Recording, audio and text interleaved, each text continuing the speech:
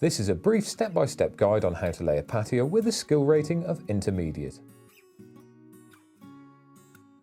Finding inspiration and choosing the right paving for your outdoor spaces can be difficult. Brett Landscaping's fantastic range of natural stone and concrete products are versatile, full of character, and will transform any space, whatever the size or style. As well as our ethically sourced natural stone, we provide a great selection of concrete paving, many with matching features and complementary accessories. Visit brettpaving.co.uk to view the full range or order a stunning brochure today. If you would like to get somebody in, give your local Brett approved installer a call. Our approved installers offer great advice, service and installation accreditations. So, once you've chosen your spot, you're ready to begin. The key to starting off this style of project is the equipment, correct tools and materials for the job, and having them close to hand. You will need essential personal protection equipment including knee pads, ear protectors, safety shoes, goggles, face mask and gloves. You will also need a wheelbarrow, pickaxe, spirit level, pointing iron, tape measure, cement mixer, rubber mallet, yard broom, diamond disc cutter, vibrating plate compactor, trowel, string line and pegs, rake, shovel and an edging iron. And don't forget your materials: sub-base material MOT Type 1, building sand, cement, washed sharp sand and paving flags. And all these items are readily available. Indeed, if your project is a one-off, you may choose to hire some items. Cement mixers, diamond disc cutters and vibrating plate compactors are easy to hire for a few days.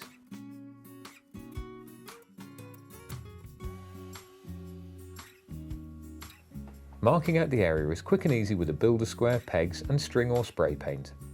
Mark the pegs beforehand to indicate the depth and remember to allow for a gradual slope away from your property.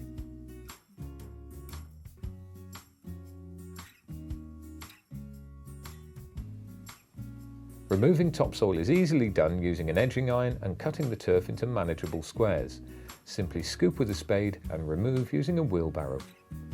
Digging down to the correct depth is key to the overall stability of your finished patio.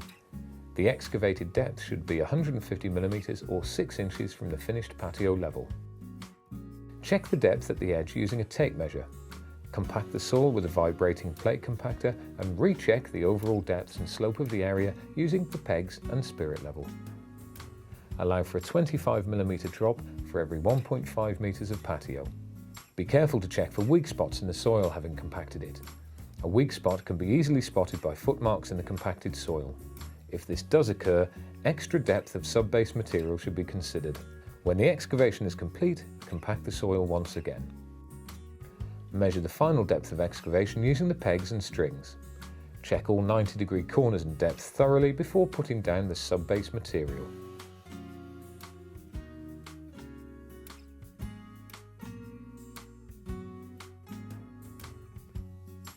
Sub-base material should be MOT Type 1. This material is readily available from all good builders merchants. Having tipped the sub-base material into the laying area, rake into position to a constant depth of 100 mm or 4 inches. Once the area is covered, check depth using the spirit level, pegs and string line. Compact the area using a vibrating plate compactor, making sure the entire area has been compressed at least twice.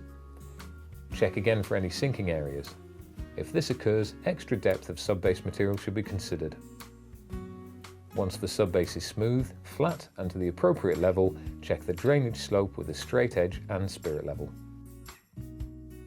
For this step, cement handling is required, for which it is crucial to avoid any skin contact. Always wear gloves and goggles.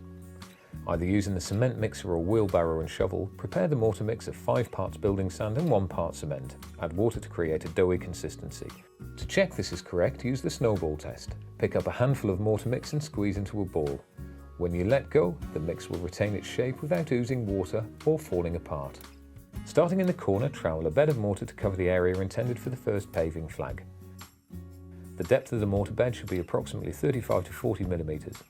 Level off, but ensure the mortar is not compact, as you want the flag to sit within the mix about 10 to 15 mm deep. Lower the first paving flag into position. Holding it diagonally will make it easier to lower it. Settle it cleanly into the mortar without sliding it about, so a good bond forms between the mortar and paving flag. Line up the paving flag with the string lines and gently tap it into the mortar using the rubber mallet. Now continue to lay paving flags individually, continuously checking against the string line. Also, use the spirit level to check the surface is at the correct level. Additionally, you can run your fingers from one flag to another at the edges to ensure that no edges stand proud and cause a trip hazard. For many installations, whole paving flags may need cutting to fit into specific spaces. Great care is needed, and it is essential to use equipment specially designed for this operation. Diamond disc cutters with water suppression are ideal. Check you are wearing good personal protective equipment for this activity. Mark the paving flag surface with the intended cutting line for guidance and place the paving flag on a platform and carefully saw. Once you have laid down all of your paving flags, allow the mortar to dry for a minimum of 24 hours before pointing. You can either buy ready mix compounds such as Stay Put or make a jointing mix using 5 parts of building sand to 1 part cement to a semi-dry consistency. Firm into the joints using a trowel and finish with a pointing iron, compacting the mix into the gaps and producing neat grooves. And there you have it, an example of the steps you can take to cover the most basic patio paving installation. For further information on products and technical assistance, visit brettpaving.co.uk.